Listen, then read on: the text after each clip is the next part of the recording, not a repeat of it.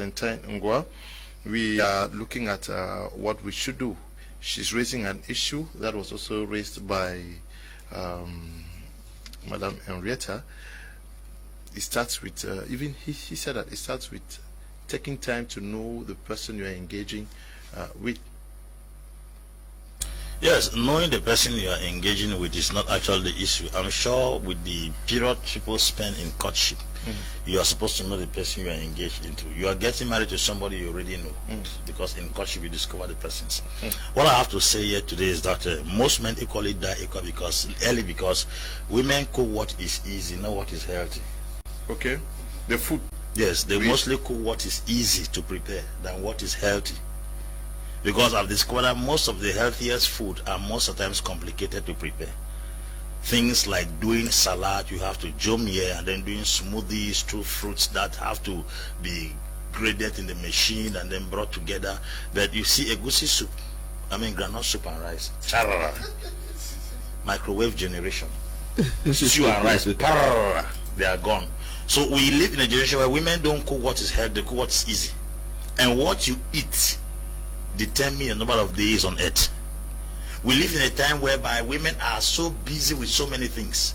A woman will choose to follow telenovela for 5 hours and cook what is easier in the next 2 hours. 30 minutes, because the husband is coming by 6 o'clock. So she watches telenovela or she watches Z World. She watches all these Filipino films, and then she knows that by 4 o'clock she can just run around, pick some more rice, tomato, and the rest. If we go to check the content of rice and stew, there is practically nothing inside. That's not a balanced diet. And what a man feeds for so many years can determine the lifestyle or lifespan you have on earth. Most sicknesses are born out of what we consume. Yes. Yes, most of the food we eat these days are chemicalized food. We don't eat things that are healthy.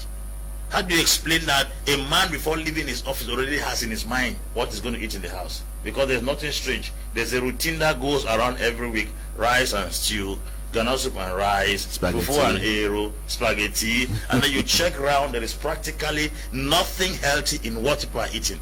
Men have a complicated system. Number two, the age group of men. Once you enter an age like 40, things change. A statistic was conducted recently in America, and if you look at a child of about 4 or 5 years, when they want to urinate, they will stand, they say, let me draw S in the air. The urine will go right in the air and then come down. It tells you that the prostate of that child is very strong. But a man of my age cannot stand and draw S in the air. It means the prostate is failing. And prostate equally develops to cancer based on the kind of things we consume. Men have a complicated system from 40 and above. A woman cooks a pot of soup and put 19 Maggi inside. Maggi is not the crayfish you see on that paper. Maggi is a chemical formed in Switzerland in the 18th century by a Swedish scientist. It's a chemical. That thing you see there, they say it is crayfish. It's not crayfish. It came to replace a particular vegetable and dry fish that was used in those in Africa.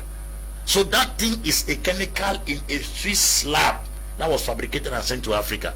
When you eat such things, you got almost 40% of men in this generation have prostate cancer.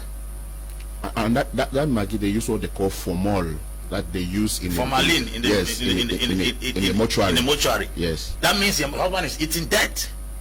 And in other words, the person that controls what you consume can determine your life on earth. When laziness locks into a house and women cook what is easy, not what is healthy, is dangerous. Number two, when your husband increases in age, it is your responsibility to decide what he eats, because what he eats from that age will determine if it's going to last or long.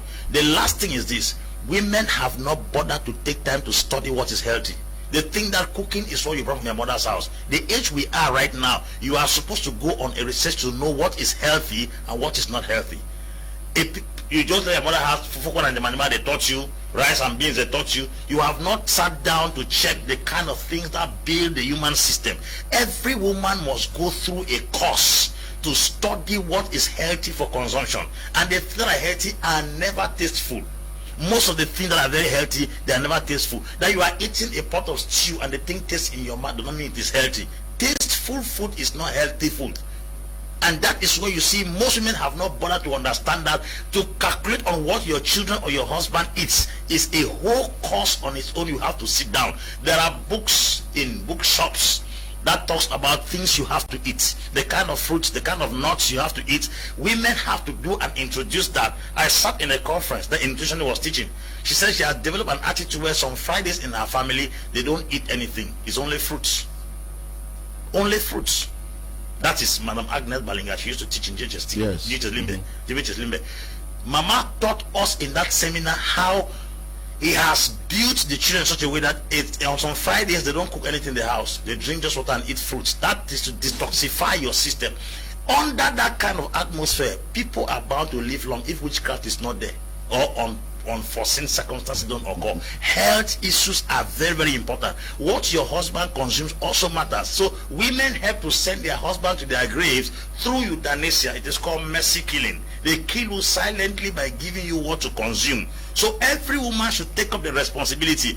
Being educated as a banker, an engineer, an accountant, a pilot does not make you a specialist in nutrition. What keeps your husband alive is not your profession or your money, it's what he consumes. So go and study what is healthy food, not easy food.